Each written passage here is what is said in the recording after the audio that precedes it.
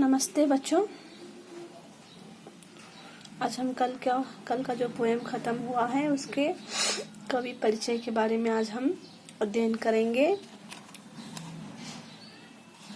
तो ध्यान से पढ़िए।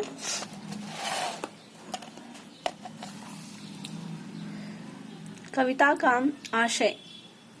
भगवती चरण वर्मा के नाम को हिंदी साहित्य में आदर के साथ लिया जाता है। प्रस्तुत कविता में कवि के देश प्रेम की झलक दिखाई देती है। किनसे हिंदी साहित्य में आदर के साथ लिया गया है।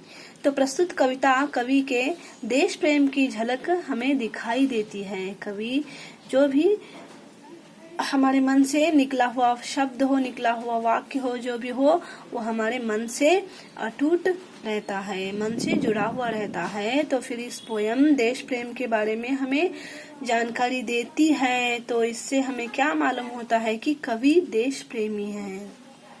कवि के देश प्रेम की झलक दिखाई देती है।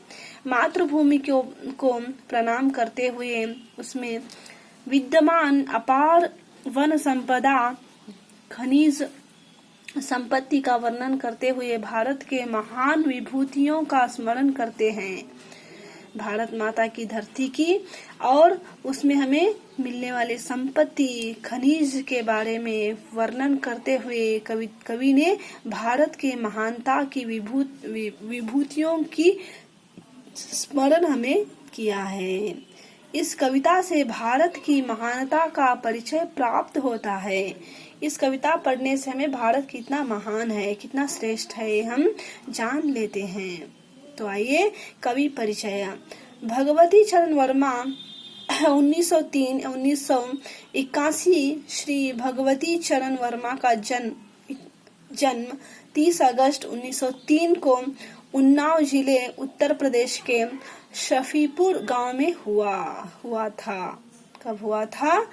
30 अगस्त 1903 में उत्तर प्रदेश के उन्नाव जिले में हुआ था। उन्होंने इलाहाबाद से BA LLB की, इलाहाबाद में BA LL की डिग्री प्राप्त की। उन्होंने विचार और नवजीवन नामक पत्रिकाओं का संपादक किया था।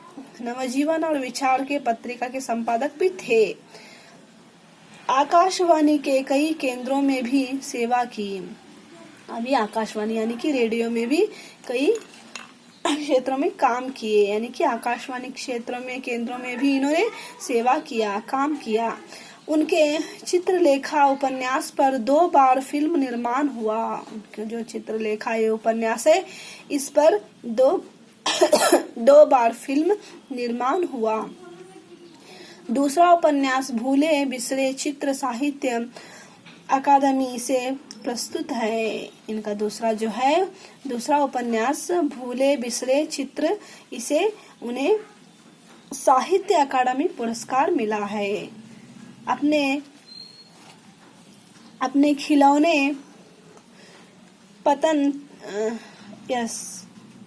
पतन 3 शर्ष टेढ़े मेढ़े रास्ते, युवराज चुंडा उपन्यास, मेरी कहानियां और मोर्चाबंदी तथा संपूर्ण कहानियां, कहानी संग्रह, मेरी कविताएं, सविनय और एक नाराज कविता संग्रह, मेरे नाटक, वसीयत नाटक आदि उनकी अन्य लोकप्रिय कृतियां हैं। ये जो है टेढ़े मेढ़े रास्ते, युवराज चुंडा, मोर्चाबंदी, ये सब इनके कई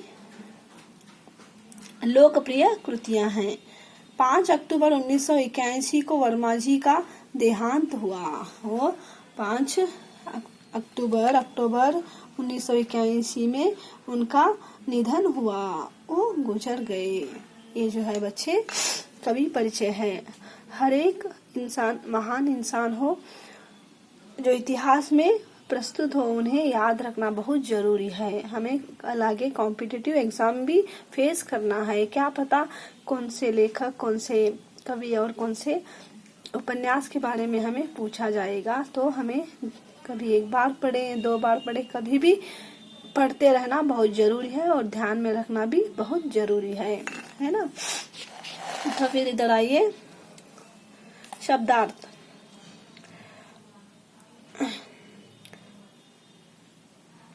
शायद सोया हुआ अमर। शायद मीन्स सोया हुआ अमर। मृत्युहीन जो कभी नहीं मरता। हस्त हाथ। सुहाने सुहाने सुंदर। धाम घर। गूंजना गूंजना। धाम घर गूंजना प्रतिध्वनि होना। शब्द युग्म। हरे भरे फल फूल वन उपवन सुख संपत्ति धन धाम, इस तरह जोड़ी पद बोलते हैं युग्म। और द्विरुक्ति शब्द शत शत कोटि कोटि। द्विरुक्ति एक शब्द दो बार आया हुआ शब्द को क्या बोलते हैं? द्विरुक्ति शब्द कहते हैं। तो फिर बच्चे तुम क्या करना है, 1 to 9 क्वेश्चन है इधर, एक वाक्य में लिखना है। तो कल तुम्हें एक लिख के लाना है, बाद में हम इसका उत्तर आपको दिखाएंगे। ओके, फिर हम आपसे कल मिलेंगे। नमस्ते।